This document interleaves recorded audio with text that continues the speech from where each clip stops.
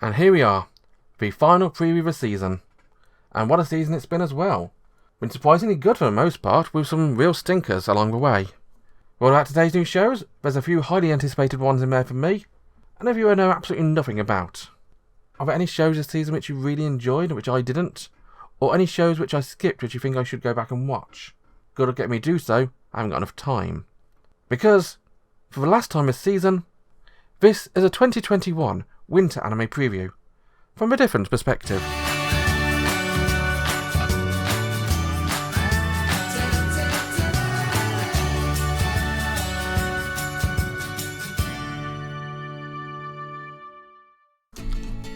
Wave! Let's Go Surfing. No, it's clearly about the water wave, not that type of wave. But Wave Let's Go Surfing is a CG anime about pretty boys getting wet for our pleasure. It's a sports anime involving CG pretty boys. This is a Fujoshi show, and it pushes the angle very quickly in the first episode because the first 5 minutes of it are just super slow-mo shots of CG pretty boys on their surfboards, on waves, water droplets flying everywhere. Oh my god, look at them, they're pretty. Oh my god, there's one called the Wizard of a Waifu Board. Okay, that's weird. But Let's Go Surfing is an anime about pretty boys going surfing. A main character, Masaki, can't swim. He has no interest in surfing, scared of the water, doesn't want to go anywhere near it, until a new guy turns up, Sho. He witnesses Sho going surfing one morning, Sho turns up in school, and Masaki falls in love. Now, I'm not kidding here. They don't blatantly say it, but Masaki is a boy in love. He shows interest in things he wasn't interested in before, just because of Sho being interested in it. His mind wanders. He thinks of Sho from the moment his mind is anywhere near him. And he tries surfing, because why not? I mean, he can't swim, but what's to stop him from surfing other than death and drowning? But as it turns out, and because this is an anime, he is of course a natural. He's fantastic at surfing. Brought up playing on scaffolding with his dad's building company. Seriously, what parent lets his kid play on scaffolding? That's dangerous, damn it. Get him out of the construction site.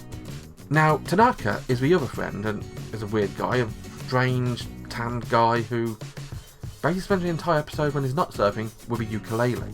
And yeah, it's kind of a weird space case type of character. But they go together. You've got the peppy guy, you've got the cool guy, and we've got the weird guy. I mentioned it with an earlier episode, but those are the typical trio in a Fujoshi anime. Now, a lot of Fujoshi anime do have sort of shipping undertones. I mean, I'm not exactly one to talk because the Yuri shows have the same sort of thing. But I'm not seeing a Fujoshi-based show like this with such heavy shipping potential. I mean, let's be honest, I just said earlier on in this episode that Masaki is blatantly in love with Sho.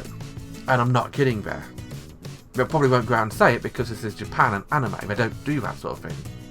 But it's clear from the outset that the writers wanted the girls to fall in love with that coupling. And we'll probably sell a load of merchandise with it as well. If you want a wave, go over to Crunchyroll. Next anime today is also going to be quite an easy one for me to review, because it's one I mentioned last time, about time we got Reincarnated as a Slime, Season 2. Everybody's favourite slime in another world is back.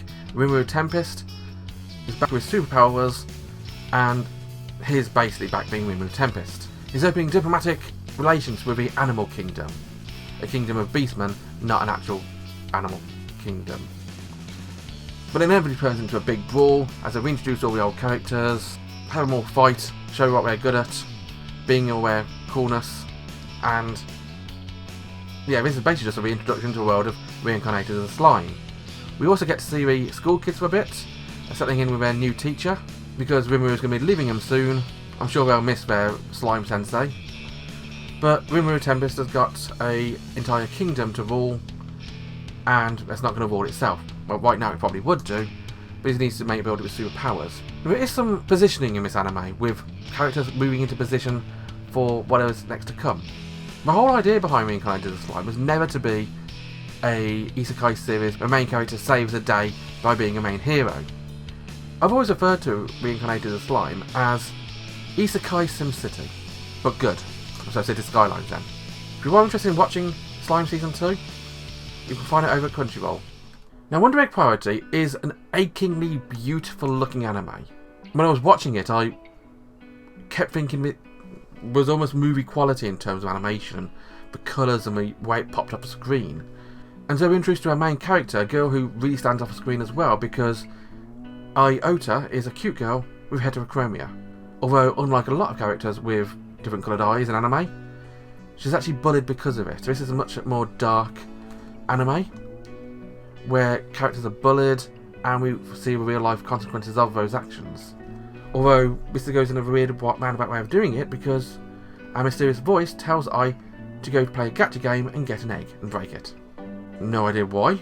Obviously there's something going on with those eggs, as when she does so she gets stuck in a nightmare world where weird little gremlin creatures, which are apparently called Xeno evils.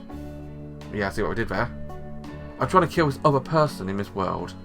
Now clearly they don't want to kill I in this world, they're just clearly trying to kill this other person. And I, being innately shy, doesn't know what to do. She doesn't want to be involved. She's seeing no evil, so there's no problems going on here. If you see a bully, ignore them. They'll bully you if you don't. But clearly, things can't stay where they are, and she learns that, actually no, to beat the bullies you need to confront them. And she eventually saves the day by killing the bully girl with a pixelated face with a giant pen.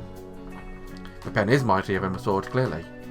Now, throughout the episode, I'm just being distracted by just how beautiful anime is.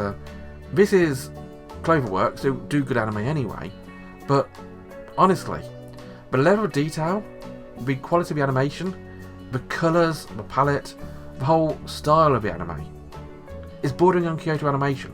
In fact, if you showed me this anime and told me it was Kyoto Animation, I would believe you not in it instantly. I had to go and check to make sure it was. The overall plot behind the anime is not fully clear right now. It has something to do with those eggs, I'm assuming they're called Wonder Eggs, and saving people in their dreams from bullies. But it's interesting, I want to know where it goes next. If you're interested in watching Wonder Egg, you can find it at Funimation. You probably predicted I'll be reviewing this in this episode, for some reason. But the next show today is Log Horizon Season 3, Destruction of a Round Table. Now, I'm a big fan of Log Horizon, so again, I'm going to be watching this one as well, but should you? Yeah. It's an isekai series, but it's an isekai series done right. They're trapped in a game world, but it's not the game world, it's another world like the game world. There's asterisks all over this. But our main character, instead of being a super powerful swordsman, he's an enchanter. He's basically a guy who has glasses, who does office work. And he wins the day most of the time just by using logistics, strategy and paperwork. But in this season 3, the title kind of suggests what the anime is going to be doing, because it's going to be relating to the Round Table Conference and the destruction of it. And we get to see how this is going to happen quite early on, as we're showing the guy from the guild Loyalty leaving the Round Table Conference. And because that's the way the conference works, if one of the guilds leaves, they lose all their authority. Because if one guild disagrees with it, it's not going to work. Now, other things are happening which are going to bring uncertainty and instability to the region of Akiba, because Renessia's mother turns up and is trying to marry her off to a nobleman, because, let's be honest, even though Renessia is a princess and is basically the guiding light of Akiba, she's still a princess of her kingdom, and she's still liable to be married off for political reasons. All while her knight Krusty is still stuck in the China server with Konami's bunch. Nothing is working right at the moment, but Shiro and Akatsuki are back along with the rest of the Log Horizon Guild, and we're going to see what's going to happen. Will they save a Round Table Conference? Will they change Akiba forever? Or what will they do? Well, to be honest, I've no idea, because the light novels haven't actually done this yet. Yet in Japan, light novels up to volume 12, which is the Destruction of Round Table volume. In English, we're up to volume 11, which is talking about Krusty. So this is a whole new world for me. I've not seen any of this before, so I'm going to be excitedly watching this one, anticipating it every week. If you do want to watch this, you can find it at Funimation. And last, but by all means least, is Reader of Healer, an anime which is not an isekai. I mean, they said it was an isekai then, but it has a lot of tropes similar to it, but it's not an isekai. Our main character, Kyoto, is a healer. Not a swordsman, not a knight, just a healer. The healer for a hero party. He's also a hero, because he's got a hero tattoo, but he's a healer. Now, in this world, being a healer is a cursed role.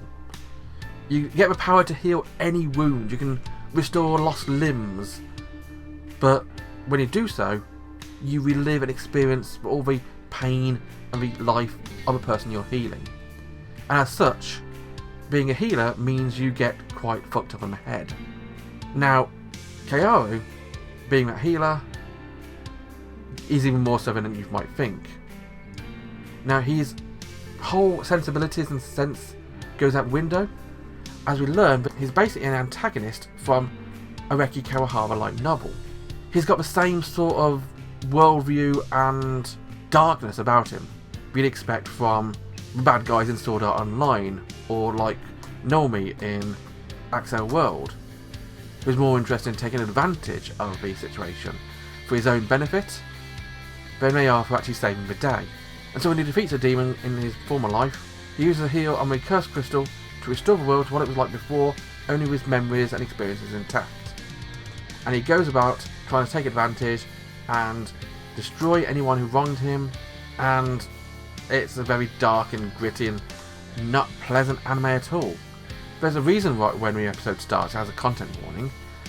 About 5 minutes of the anime has the entire half of the screen blacked out, as it basically becomes borderline hentai, as it's getting raped by the maids all the time while it's taking advantage of them and stealing their experience through the use of manipulative healing. This is not a pleasant anime to watch. I don't really recommend it unless you like super violent, dark anime. If you saw the noble scene from Sword Art Online Alicization and laughed and enjoyed it fully, then you're going to get a kick out of this one. But if you did, you're a sicko and should go seek help. If for some reason you are wanting to watch this one, you can find it over at High Dive. And so the preview season of Winter 2021 comes to a close. It's been a surprisingly good season actually, not been too many bad shows, but as ever thanks for watching these, and be sure to follow me both here as well over on Twitch, where I do daily streams of Ring Fit Adventure. Not to do with anime, but it's good to catch up all the same. Well, thanks for watching, have a wonderful day, and see you in the spring. Bye bye.